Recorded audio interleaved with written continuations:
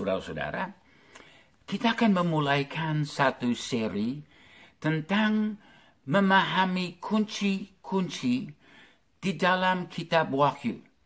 Banyak sekali orang bertanya kepada saya, Pak Jeff, bagaimana kita mengerti kitab Wahyu? Biasa saya menjawab, itu gampang sekali.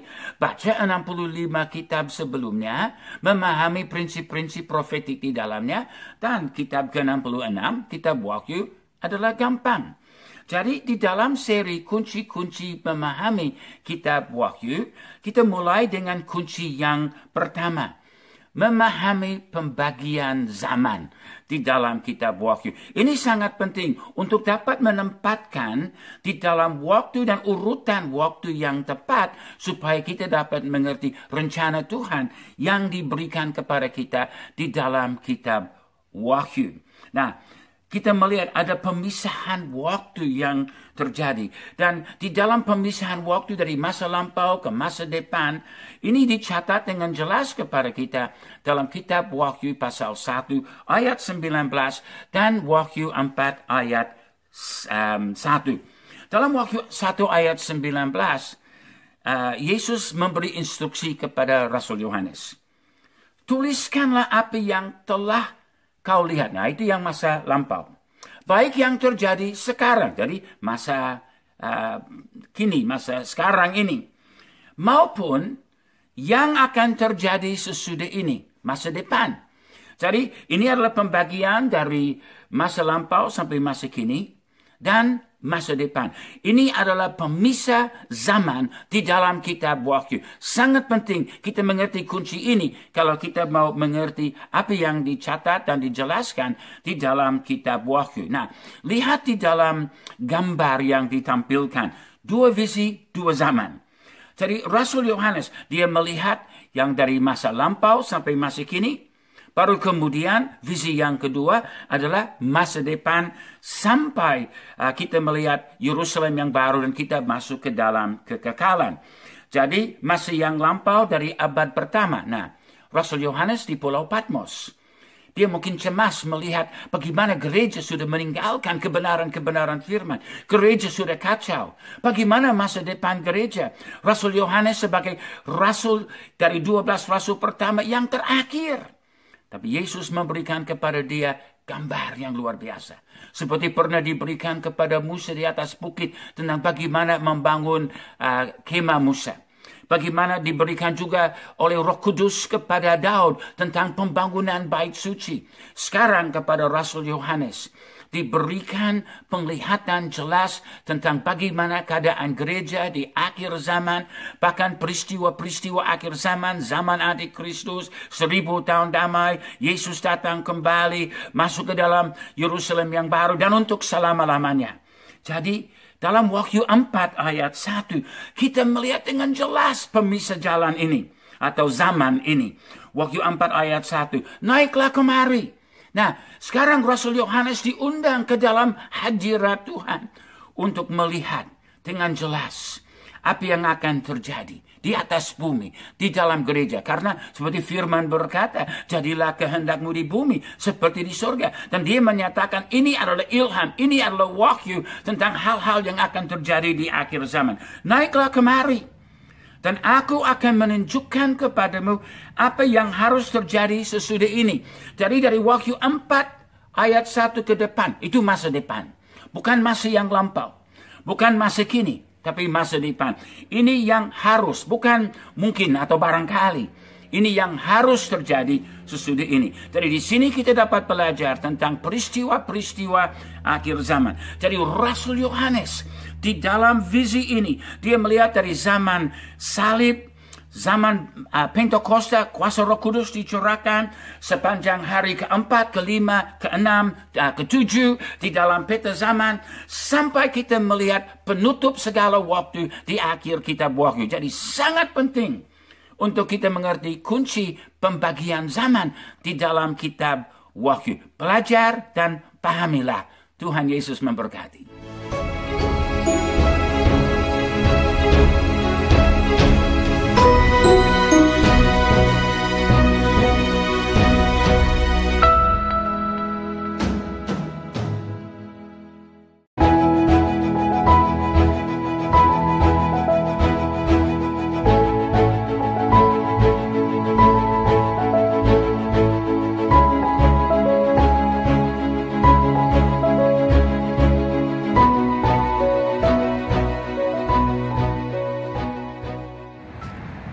saudara-saudara, di dalam seri kunci-kunci pemahaman kitab Wahyu, hari ini kita akan melihat kunci kedua.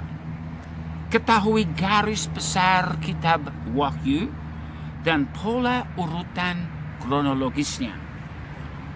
Di dalam kunci yang pertama yang kita sudah melihat, kita sudah saksikan bagaimana Yesus menyatakan kepada Rasul Yohanes tentang pembagian zaman, masa lampau dan masa depan. Jadi dia melihat dua visi, dua zaman. Dan di dalam Wahyu 4 ayat 1, dia diajak, naiklah kemari, naik ke dalam tempat surgawi. Dan melihat penglihatan, visi, gambar tentang bagaimana keadaan gereja masa depan dan bagaimana kesudahan zaman. Naiklah kemari dan aku menunjukkan kepadamu apa yang harus terjadi sesudah ini. Nah, visi Rasul Yohanes itu sepanjang zaman. Sampai di akhir hari ke-7. Sampai 1000 tahun damai sudah berakhir. Dan kitab Wahyu berakhir. Jadi kunci kedua ini adalah memahami pembagian pasal-pasal. Nah, tidak semua yang langsung kronologis, ini baru ini, baru ini. Karena kadang-kadang ada pandangan global. Dari titik awal sampai titik akhir. Baru ada lapis lagi di atasnya. Titik awal sampai titik akhir. Dan hal-hal ini adalah perkembangan dari apa yang telah terjadi sebelumnya. Hal itu kita akan bahas di dalam sesi-sesi berikutnya. Tapi sekarang kita lihat garis besar kitab Wahyu. Pasal 1 sampai 3, Yesus datang di dalam murkanya. Gereja sudah meninggalkan pola kebenaran yang diwahyukannya. Gereja sekarang sudah penuh dengan kedagingan. Dan penghakiman harus mulai pertama di dalam isi rumah Tuhan. Pasal 4 dan 5 adalah sekarang visi yang Yesus berikan kepada Yohanes. Ini yang sekarang harus terjadi. Gereja harus bertobat. Gereja harus kembali kepada pola yang diwahyukan oleh Yesus. Itu Wahyu 4 dan 5. Dan Wahyu 6, sekarang kita melihat anak domba mulai membuka 7 meterai. Tekanan-tekanan yang akan terjadi pada akhir zaman. Pasal 7, ada 144.000 orang yang dimeteraikan. Dan terjadi tuaian yang besar. Ada dua perspektif, dari segi Israel dan dari segi bangsa-bangsa. Pasal 8 sampai 10, meterai ke-7. Yom Kippur, hari pendamaian, kesempurnaan gereja. Dan 7 sangkakala mulai ditiup. Lalu pasal 11 sampai 13. Nah, ini adalah 3,5 tahun zaman antikristus. Zaman aniaya besar. Nah, pasal 11 kita akan melihat kedua saksi. Pasal 12 kita melihat gereja yang terbang naik sayap burung Raja Wali. Pasal 13 kita melihat antikristus memerintah. Semuanya selama 3,5 tahun. Dua saksi, gereja yang disingkirkan, dan kita melihat antikristus memerintah selama 3,5 tahun. Lalu di dalam pasal 14 sampai 18 kita melihat tuaian 7 murka atas dunia kefasikan, atas orang-orang yang tidak percaya. Pasal 19, kedatangan kedua Yesus, kemuliaan Allah yang akan memusnahkan segala kefasikan di atas muka bumi. Pasal 20, milenium, 1000 tahun damai, hukuman takhta putih atas orang-orang jahat. Pasal 21 dan 22, Yerusalem baru dan kekekalan. Jadi kita melihat waktu dibagikan. Yang lalu pasal 1 sampai 3. Ke depan pasal 4 sampai pasal 22. Visi yang Yesus berikan kepada Yohanes tentang peristiwa-peristiwa akhir zaman. Jadi kalau kita belajar pembagian waktu, pembagian pasal-pasal, itu akan menolong kita sebagai kunci kedua pemahaman kitab Wahyu. Tuhan Yesus memberkati.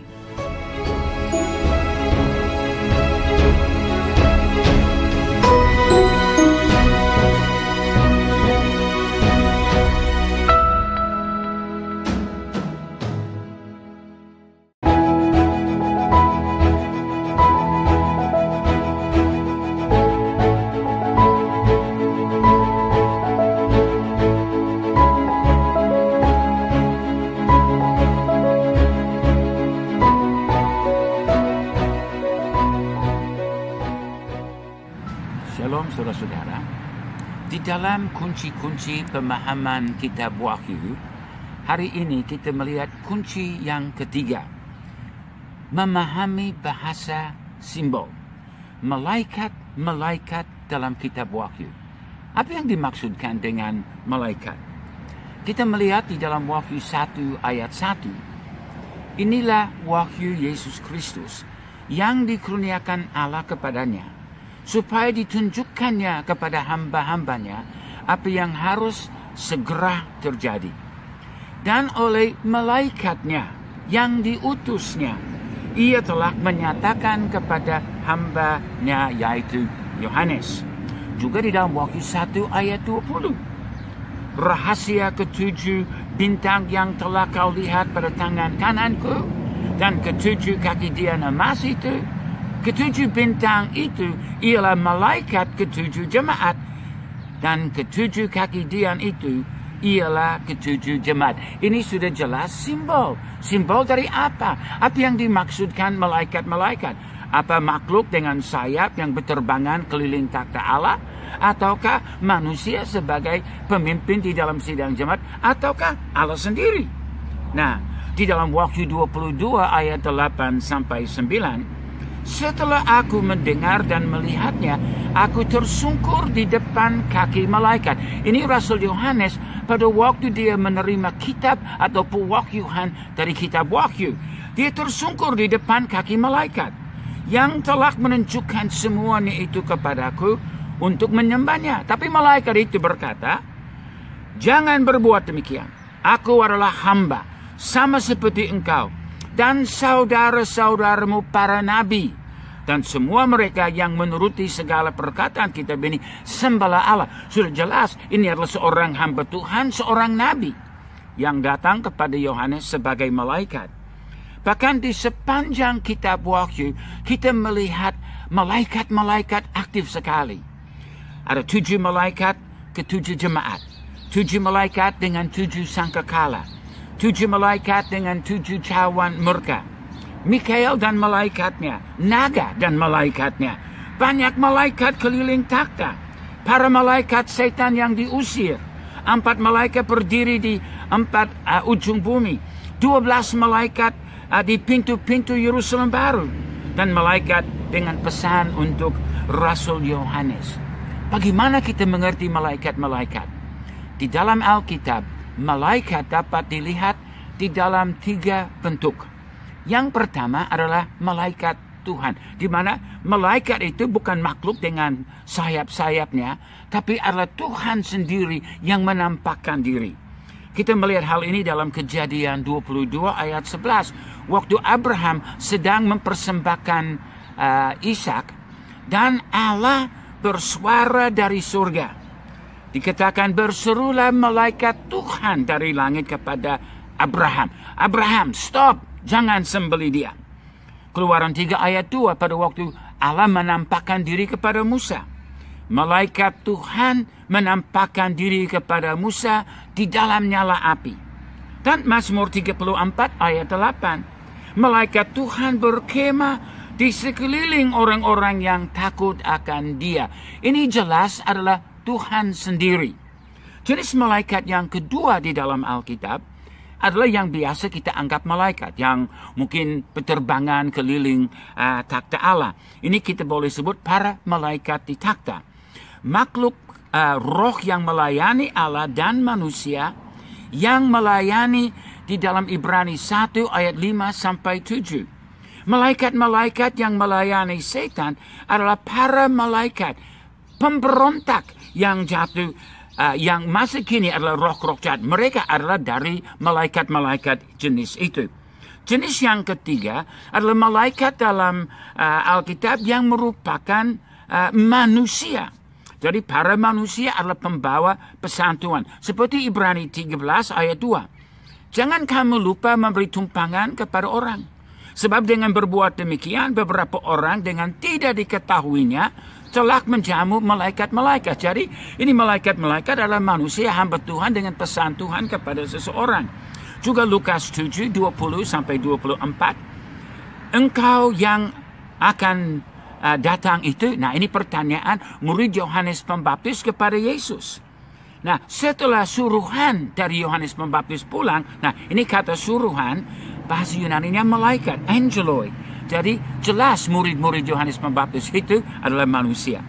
Jadi memahami jenis malaikat yang dibicarakan adalah kunci penting dalam menafsirkan dan mengerti kitab Wahyu.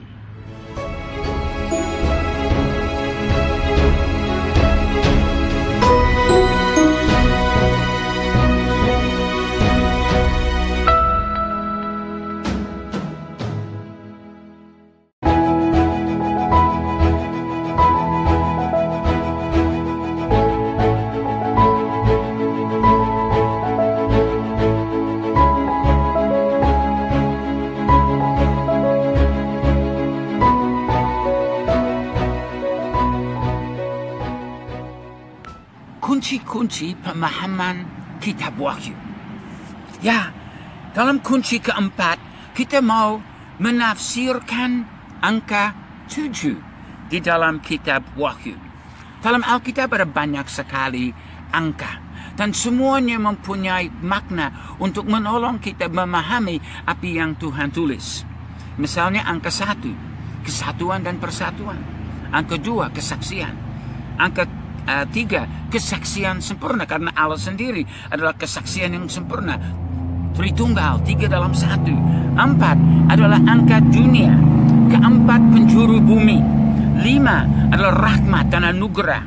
Yang keenam itu angka manusia. 7 artinya lengkap, sempurna, genap, akhir, komplit. Yang kedelapan, kebangkitan, hidup yang baru. Yang ke-9, karya Roh Kudus. Ya, 9 buah Roh Kudus, 9 karunia Roh Kudus. Ke-10, hukum, Taurat, ujian, pencobaan. Angka ke-12, pemerintahan ilahi. Jadi dengan kita belajar dan mengerti angka-angka di dalam Alkitab, ini menjadi kunci untuk memahami kitab Wahyu. Nah, secara khusus, angka 7 adalah sangat terkemuka di dalam kitab Wahyu. Angka yang menanyakan atau menyatakan sesuatu yang lengkap, yang komplit, yang sempurna, yang genap. Kita melihat mulai dari Wahyu 1 ayat 4 sampai terakhir, kita melihat ada 7 jemaat, 7 kaki dian atau 7 pelita emas, 7 bintang, 7 meterai, 7 tanduk, 7 mata, 7 roh, 7 sangkakala, 7 nafiri, 7 guntur, 7 kepala, 7 mahkota, 7 malapetaka terakhir, 7 cawan, 7 gunung, 7 raja. Kenapa angka 7? Karena ini adalah kitab terakhir, penggenapan segala sesuatu. Segala sesuatu selesai dan genap. Dan angka 7, angka kesempurnaan, menyatakan penggenapan dari segala sesuatu itu. Secara ajaib di dalam Wahyu 5 ayat 6, kita melihat tentang anak domba Allah. Aku melihat di tengah-tengah takhta dan keempat makhluk itu. Dan di tengah-tengah tua-tua itu berdiri seekor anak domba seperti telah disembelih. Bertanduk 7 dan bermata 7. Itulah ke-7 roh Allah yang diutus ke seluruh bumi. Kita melihat di dalam gambar ini, yang Rasul Yohanes melihat di tengah-tengah takhta. Sebenarnya dia pikir dia mau melihat singa, tapi waktu dia balik, dia melihat seekor anak domba dengan 7 mata, 7 tanduk, 7 roh. Mungkin dia berpikir, aduh, ini salah masuk. Enggak. Lambang-lambang di sini kalau diuraikan menyatakan rahasia anak domba yang ajaib, yang luar biasa. Anak domba dan cirinya dan maknanya kita melihat di dalam Wahyu 5 ayat 6 ini. 7 tanduk. Nah, tanduk itu berbicara tentang kuasa dan otoritas. Anak domba punya 7 mahkota. Jadi dia maha kuasa. 7 mata. Berarti dia lihat dan tahu segala sesuatu. 7 mata, dia maha tahu. 7 roh yang diutus sampai ke ujung bumi, berarti dia maha hadir. Jadi 7 tanduk, 7 mata, 7 roh menyatakan bahwa Yesus Kristus adalah Allah yang maha kuasa, maha tahu, maha hadir. Dan dengan mengerti tentang lambang-lambang, simbol-simbol, angka-angka ini, kita dapat mengerti Yesus anak domba Allah. Dia raja segala raja, Tuhan atas sekalian Tuhan, pencipta, penebus, dan juru selamat. Haleluya. Karena kita dapat belajar dan menggali hal-hal seperti ini, kita dapat lebih mengerti kitab Wahyu.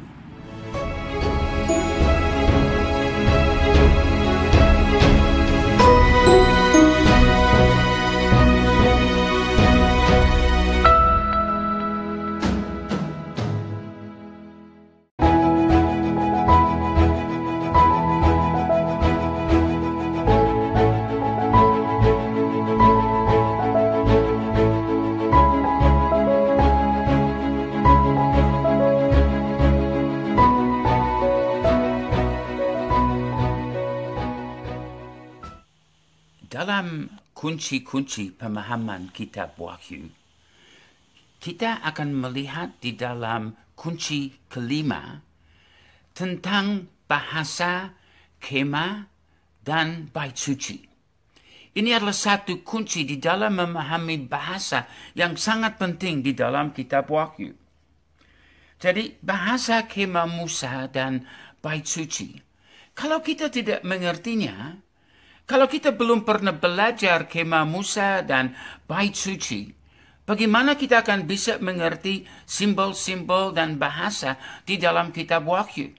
Itu sebabnya kita selalu harus kembali belajar di dalam 65 kitab yang pertama, supaya yang ke-66 ini boleh menjadi jelas. Rahasia Tuhan ada di dalam kitab ini, dan bahasanya, khususnya yang kita lihat dalam beberapa bagian penting, adalah di dalam bahasa kemah Musa dan bait suci. Lihat gambarnya di sini, dan kita melihat ada 3 ruangan. Ada halaman luar, tempat kudus, tempat yang maha kudus. Dan di sini kita melihat perabot-perabot yang penting. Mezbah korban bakaran, kolam pembasuhan, meja roti pertunjukan, kaki dian, mezbah dupa, dan tabut perjanjian. Dan semua ini mempunyai peranan di dalam kitab Wahyu. Dan kalau kita belum mengerti di dalam bait suci dan di dalam kemah Musa, akan sangat-sangat sukar untuk kita bisa faham kitab Wahyu. Perhatikan dalam Wahyu 1 ayat 12-13 dan juga ayat 20. Tampaklah kepadaku 7 kaki dian dari emas. Dan di tengah-tengah kaki dian itu, ada seorang serupa anak manusia. Ketujuh kaki dian itu ialah ketujuh jemaat. Nah, di sini kitab Wahyu menolong kita karena menafsirkan apa makna dari kaki dian atau ketujuh kaki pelita yang dari emas ini. Ini adalah ketujuh sidang jemaat. Dan kita melihat Tuhan Yesus ada di tengah-tengahnya. Ini juga sama seperti dalam Zakaria pasal 4, di mana kita melihat suatu penglihatan yang menyatakan satu kebenaran tentang gereja. Dalam Wahyu 1 ayat 15, kita melihat lagi tentang bahasa kemah. Kakinya mengkilap bagaikan tembaga, membara di dalam perapian. Nah, ini adalah mezbah korban bakaran. Ini adalah tempat di mana dosa dihakimi. Tembaga dalam Alkitab adalah logam penghakiman. Dan di dalam 1 Petrus 4:17 dikatakan penghakiman mulai di dalam gereja Tuhan. Jadi penghakiman datang atas kita duluan. Itu sebabnya awal kitab Wahyu di dalam bahasa tabernakel, di dalam bahasa kemah atau bahasa bait suci, kita melihat penghakiman terhadap gereja Tuhan. Karena gereja Tuhan sudah meninggalkan kebenaran. Nah, kemudian kita lihat di dalam Wahyu 8 ayat 3. Datanglah seorang malaikat lain. Nah, ini adalah Tuhan Yesus dalam peranan sebagai imam besar. Dan ia pergi berdiri dekat mezbah dengan sebuah pedupaan emas. Dan kepadanya diberikan banyak kemenyan untuk dipersembahkan bersama-sama dengan doa semua orang kudus di atas mezbah emas di hadapan takhta itu. Saudara bisa melihat ini dalam Imamat pasal 16. Bisa juga di dalam Ibrani pasal 9. Ini adalah Yom Kippur, hari kafirat besar, hari pendamaian. Ini adalah pekerjaan yang hanya boleh dilakukan oleh imam besar setahun sekali. Dan ini terjadi pada meterai ke-7, kesempurnaan gereja. Ini adalah saat penggenapan dari segala rencana Tuhan, kemuliaan Tuhan. Yesus datang untuk melayani mezbah dupa. Ini sangat penting. Banyak lagi simbol dan bagian lagi tentang bahasa kemah, bahasa bait suci. Dan kalau kita mau mengerti kitab Wahyu, kita harus belajar dan memahaminya. Tuhan Yesus memberkati.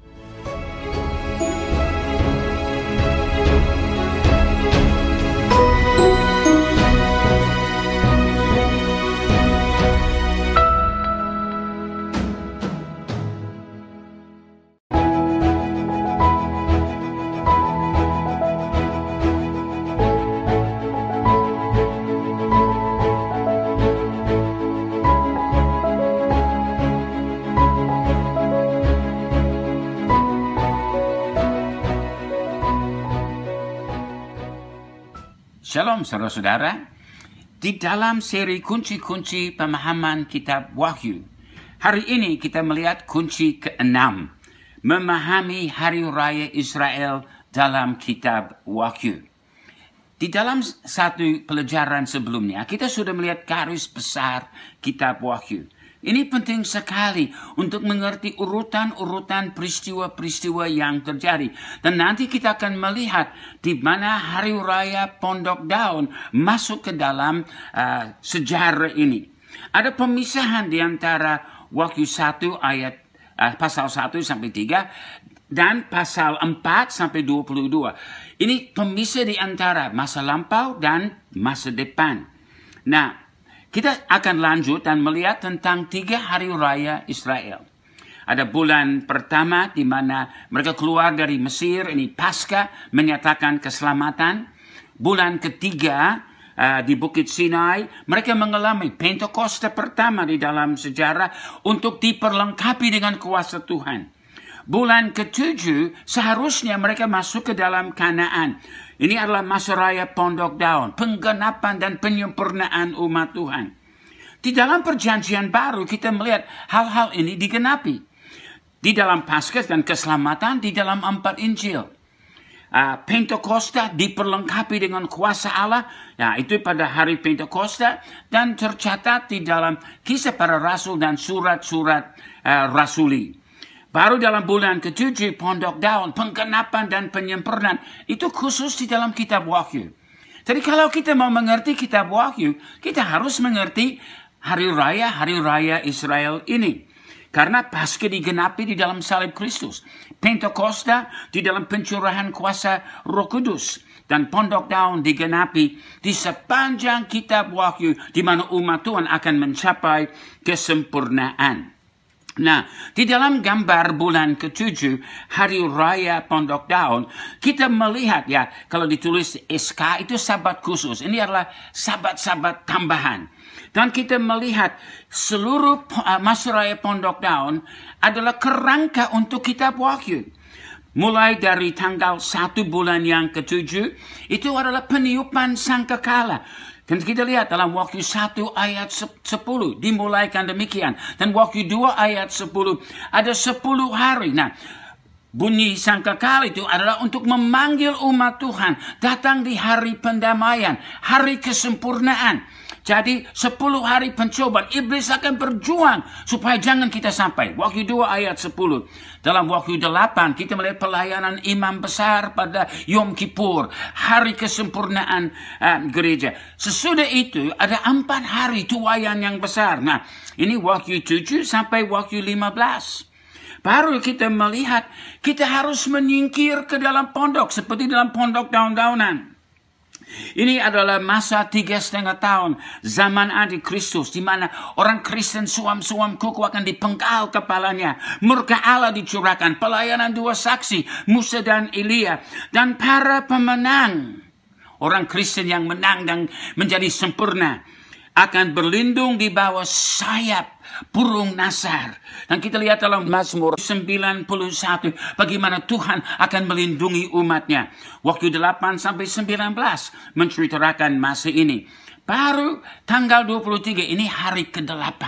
Ini adalah hari kedatangan kembali Tuhan Yesus. Wahyu 19 bahkan sampai ke Wahyu 22.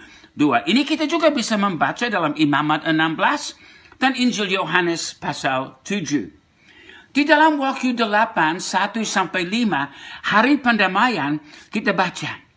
Ketika anak domba itu membuka meterai yang ke-7. Nah, ini kesempurnaan.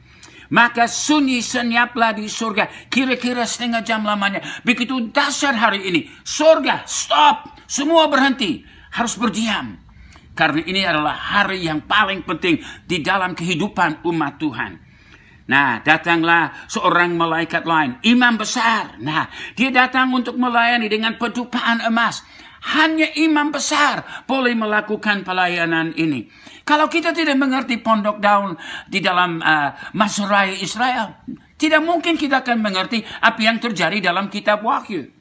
Juga kita dapat kunci di dalam pelayanan Yesus waktu dia merayakan pondok daun. Dalam Yohanes 7 ayat 2, ketika sudah dekat hari raya orang Yahudi, yaitu hari raya pondok daun. Ayat ke-10, Yesus datang. Dia berangkat dan dia juga pergi ke situ, bukan terang-terangan, tapi diam-diam. Dan di dalam ayat 14, Yesus nampak di bait Allah, di dalam masa raya pondok daun-daunan.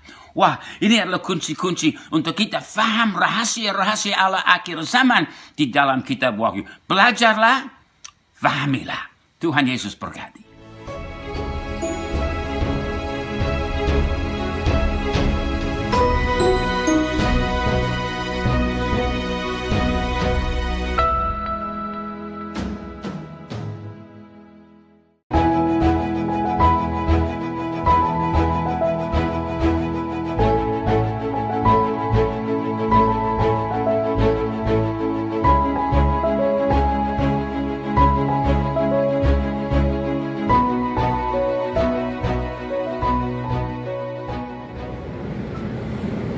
Selamat datang ke dalam seri kunci-kunci pemahaman kitab Wahyu.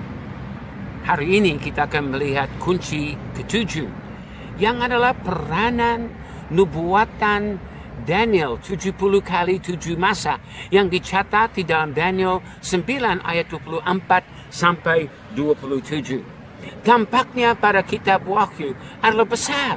Kalau kita mau mengerti kitab Wahyu, kita harus terlebih dahulu belajar di dalam kitab Nabi Daniel. Melihat rahasia-rahasia di situ. Karena hal-hal ini yang diungkapkan di dalam kitab Wahyu. Jadi di dalam nubuatan Daniel 70 kali 7 masa, kita melihat ada 6 hal yang disebut yang harus digenapi di dalam masa 490 tahun. Ada nubuatan tentang kedatangan Mesias. Ada nubuatan tentang masa pemerintahan antikristus atau 3,5 tahun terakhir menjelang kedatangan kembali Tuhan Yesus. Di dalam Daniel 9 ayat 27 dikatakan, Raja itu, yaitu Mesias, akan membuat perjanjian itu menjadi berat bagi banyak orang selama 1 kali 7 masa atau 7 tahun. Tetapi pada pertengahan 7 masa itu, ia akan menghentikan korban sembelihan dan korban santapan.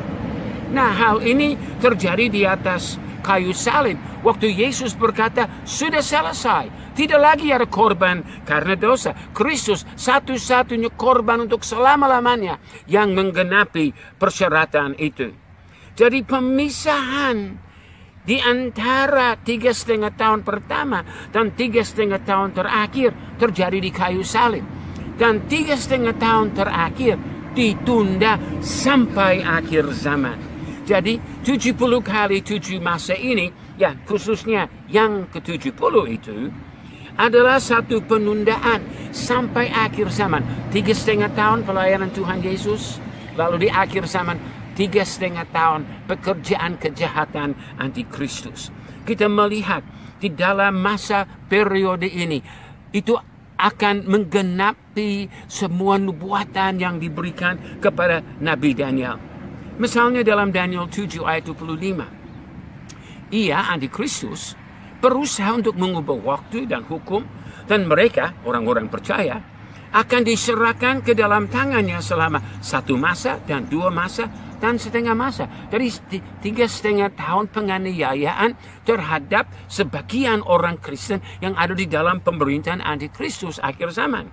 Ini sama seperti Wahyu 13 ayat 7. Dan ia, Antikristus, diperkenankan untuk berperang melawan orang-orang kudus dan untuk mengalahkan mereka. Jadi orang-orang percaya yang tadinya suam-suam kuku akan ditangkap dan dibunuh oleh Antikristus. Tapi syukur mereka menjadi pemenang.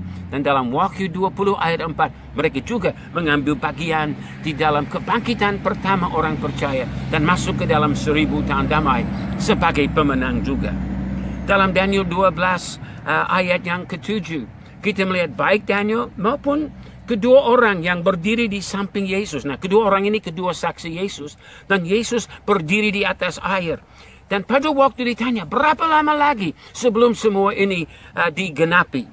Dijawab, lalu kudengar orang yang berpakaian kain lenan, Yesus, yang ada di sebelah atas air sungai itu bersumpah demi Dia yang hidup kekal sambil mengangkat tangan kanan dan tangan kirinya ke langit.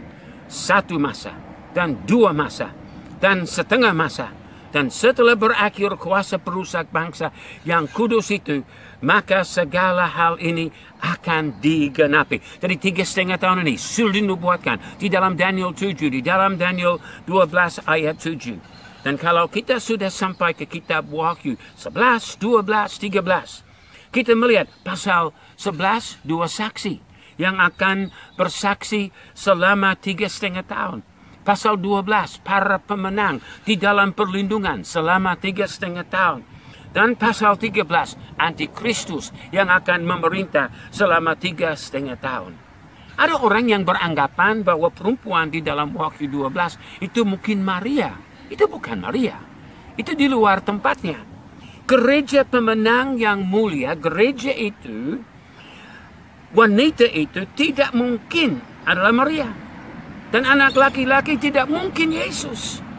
Ketiga pasal ini adalah 3,5 tahun terakhir, bukan 3,5 tahun, 2000 tahun yang lalu. Lihat di dalam urutan waktunya. Dan ini adalah kunci untuk kita memahami pembagian dan penafsiran kitab Wahyu. Tuhan Yesus memberkati.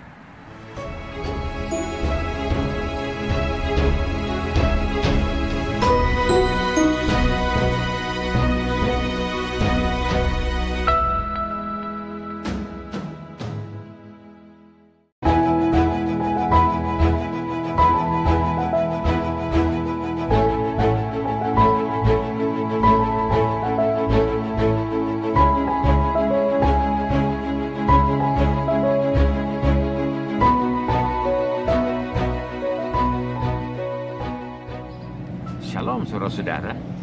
Dalam kunci-kunci pemahaman kitab Wahyu, hari ini kita melihat kunci ke-8. Ini adalah kunci tentang tongkat pengukur di dalam kitab Wahyu. Nah, untuk memahami tongkat yang dimaksudkan, kita harus kembali ke dalam perjanjian lama. Seperti kami sudah tegaskan, saudara ingin mengerti kitab Wahyu, saudara harus belajar 65 kitab sebelumnya. Karena di situ adalah rahasia-rahasia, kunci-kunci untuk kita mengerti apa yang diungkapkan di dalam kitab Wahyu. Dan kita melihat bahwa Musa dan tongkat Allah adalah pewahyuan yang pertama yang mulai mengungkapkan rahasia ini kepada kita. Tongkat ternyata adalah tanda ilahi. Di dalam Keluaran 4 kita melihat bahwa Musa melemparkan tongkatnya ke tanah atas perintah Tuhan dan itu menjadi ular. Lalu dia pegang ular dan menjadi tongkat kembali. Lalu di dalam Bilangan 21 Musa diberitahukan untuk angkat ular di atas satu tongkat supaya orang yang sudah dipagut ular boleh disembuhkan. Taat kepada Tuhan, ada mujizat yang terjadi. Kita melihat juga di dalam Keluaran 8 sampai 10, tongkat hukuman Mesir. Tula-tula, ada 10 tula yang dicurahkan atas bangsa Mesir.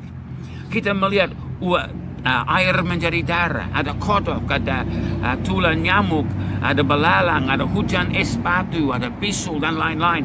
Kita melihat kuasa Tuhan membawa penghukuman, kuasa tongkat yang membawa satu hukuman besar atas bangsa Mesir.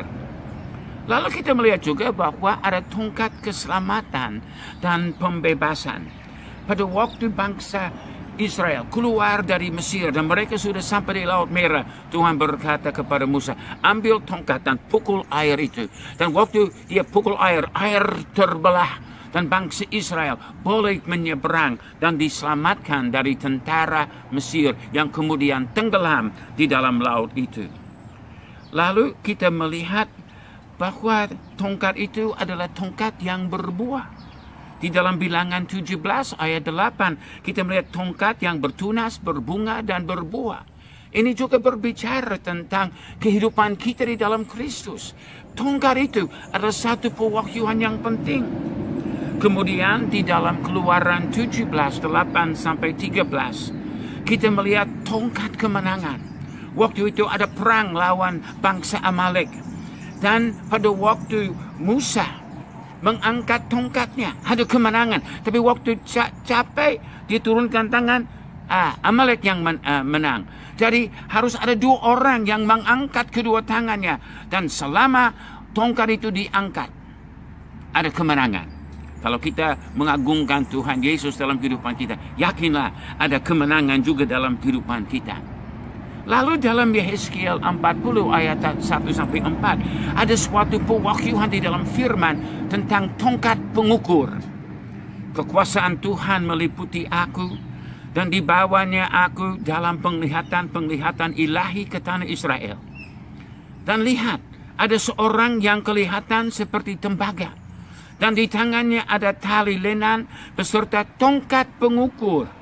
Dan ia berdiri di pintu gerbang. Orang itu berbicara kepadaku, hai anak manusia, lihatlah dengan teliti dan dengarlah dengan sungguh-sungguh dan perhatikanlah baik-baik segala sesuatu yang akan kuperlihatkan kepadamu. Beritahukanlah segala sesuatu yang kau lihat kepada bangsa Israel, kaum Israel. Ini tongkat pengukur sangat penting untuk kita mengetahui apa yang Tuhan mau kerjakan. Nah, ini yang menjadi puncaknya di dalam kitab Wahyu 11 ayat 1 sampai 2. Kemudian diberikanlah kepadaku sebatang bulu seperti tongkat pengukur rupanya. Dengan kata-kata yang berikut, bangunlah dan ukurlah bait suci Allah dan mezbah dan mereka yang beribadah di dalamnya. Tetapi kecualikan pelataran bait suci yang di sebelah luar, janganlah engkau mengukurnya, karena ia telah diberikan kepada bangsa-bangsa lain, dan mereka akan menginjak-injak kota suci 42 bulan lamanya. Saudara-saudara, di dalam pengukuran dari bait suci, kalau kita tidak sesuai dengan ukuran Allah, kita akan dikeluarkan. Kita tidak akan masuk ke dalam kemuliaan dan kemenangan Tuhan. Itu sebabnya penting, karena kita langsung melihat di dalam Wahyu 11, 3 sampai 6, 2 saksi Yesus dinyatakan. Siapakah mereka? Mereka mempunyai kuasa yang luar biasa. Tapi yang penting untuk akhir sesi ini adalah apa Anda sesuai dengan tongkat pengukur. Jangan sampai kita dibuang keluar, tapi biar kita menjadi pemenang, masuk ke dalam tempat yang maha kudus. Mengertilah kitab Wahyu lewat kunci ini. Dalam nama Yesus, amin.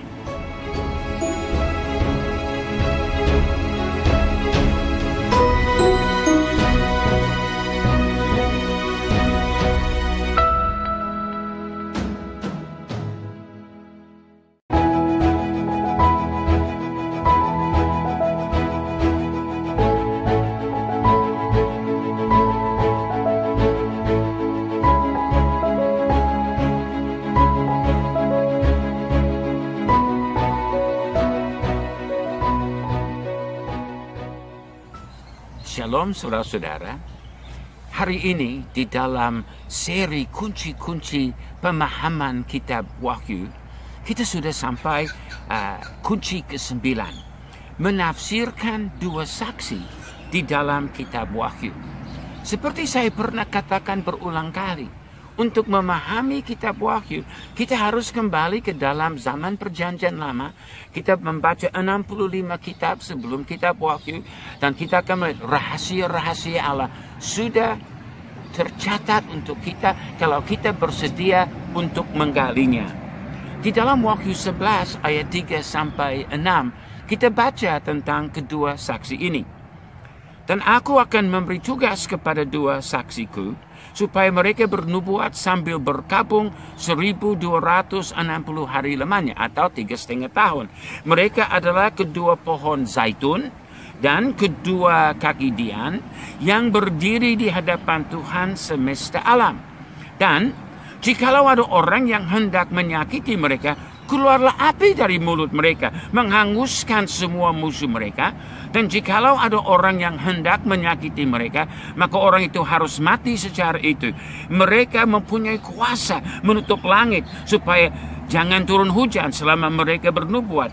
Dan mereka mempunyai kuasa atas segala air untuk mengubahnya menjadi darah, dan untuk memukul bumi dengan segala jenis malapetaka setiap kali mereka menghendakinya.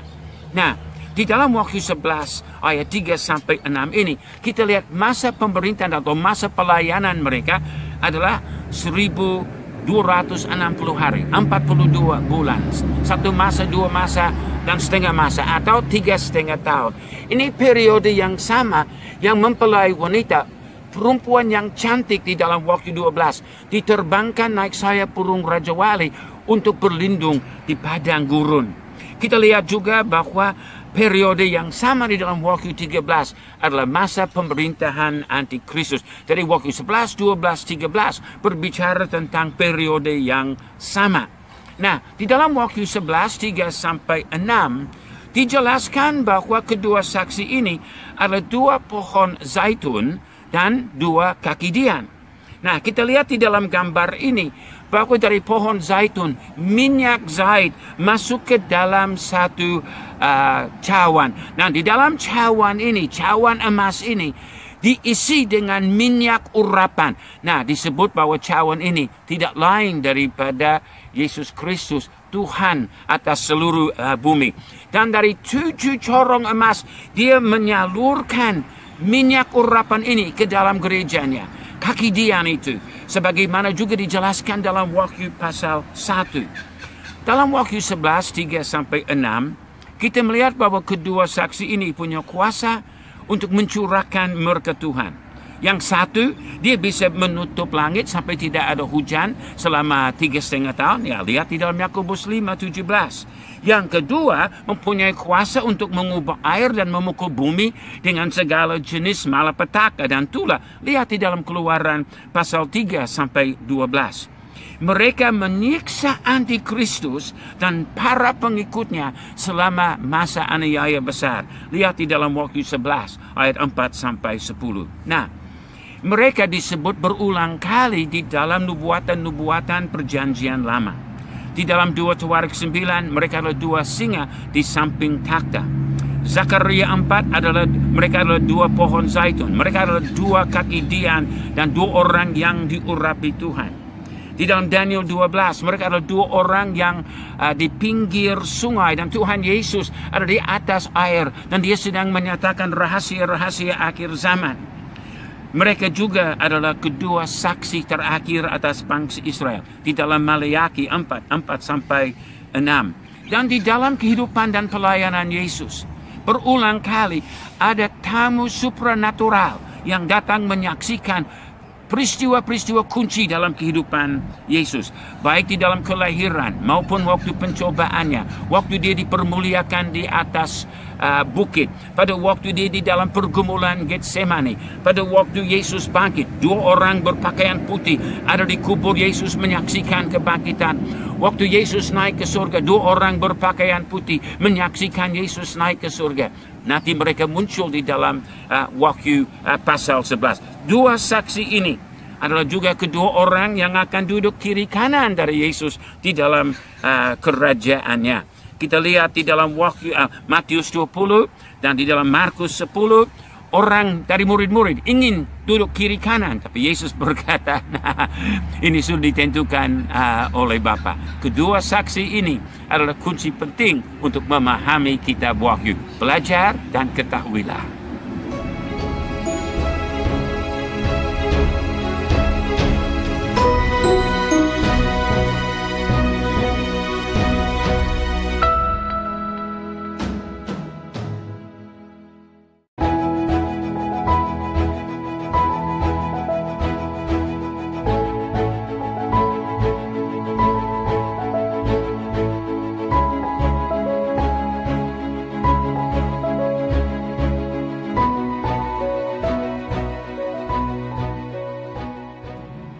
Selamat datang ke dalam sesi kunci-kunci pemahaman kitab Wahyu dengan kunci yang ke-10, menafsirkan bait suci di dalam kitab Wahyu. Ini adalah satu tema yang dari Kejadian sampai kitab Wahyu, dan kita perlu memahaminya. Satu tema besar di dalam Alkitab. Nah, ada beberapa dari banyak referensi yang saya mau sebut. Kejadian 28, 11 sampai 22. Ini adalah pewahyuan satu tangga dari surga sampai ke bumi, dan malaikat Tuhan naik turun di atasnya, dan pewahyuan tentang kegerakan rohani besar. Segala bangsa diberkati. Dinyatakan kepada Yakub, langit dan bumi disatukan. Dalam Yesaya 66 ayat 1 dikatakan bahwa langit adalah takhtaku, bumi adalah tumpuan kakiku. Langit dan bumi dipersatukan. Di dalam Efesus 1, 9 sampai 10 dan pasal 2, 6 sampai 22. Lagi kita melihat langit dan bumi pada akhir zaman dipersatukan di dalam Kristus. Bahkan orang Yahudi dan dari bangsa-bangsa disatukan di dalam Kristus menjadi bait suci.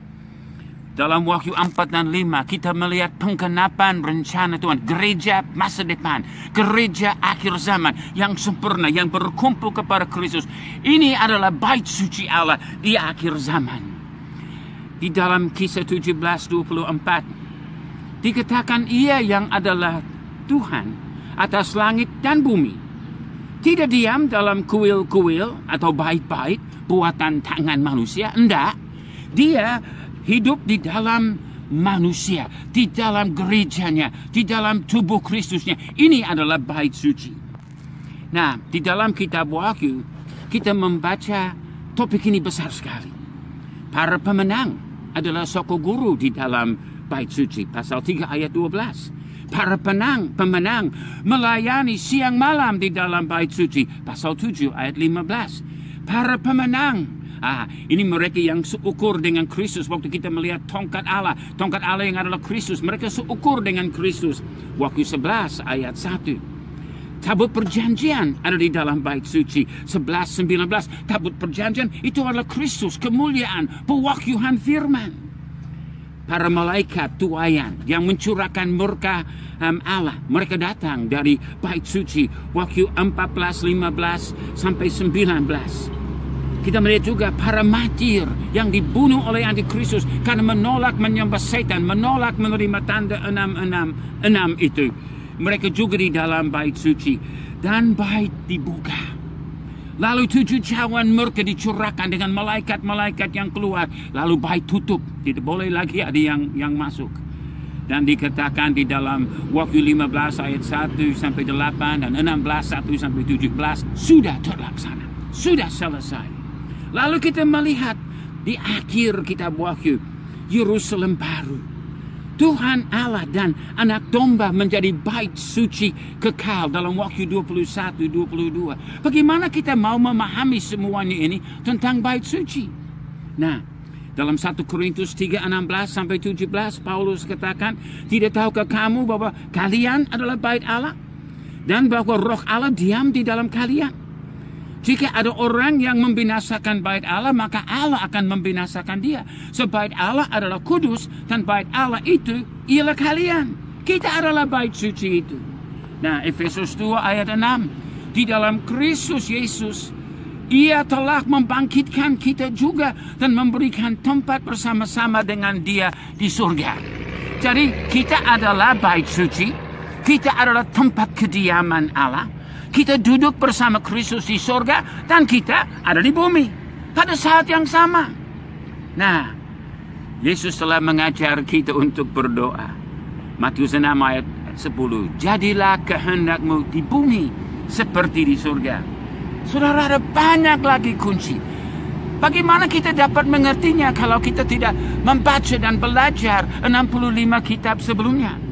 Jadi intinya adalah bahwa di dalam kitab Wahyu ada akumulasi simbol, tipe, bayangan yang ada di dalam kitab Wahyu yang sudah menceritakan dan dijelaskan sepanjang 65 kitab sebelumnya. Jadi 1, pelajarilah 65 kitab itu. 2, bahaslah bersama-sama isinya. 3, izinkanlah Roh Kudus memberi iluminasi. Lalu kitab Wahyu adalah mudah sekali. Tuhan Yesus memberkati.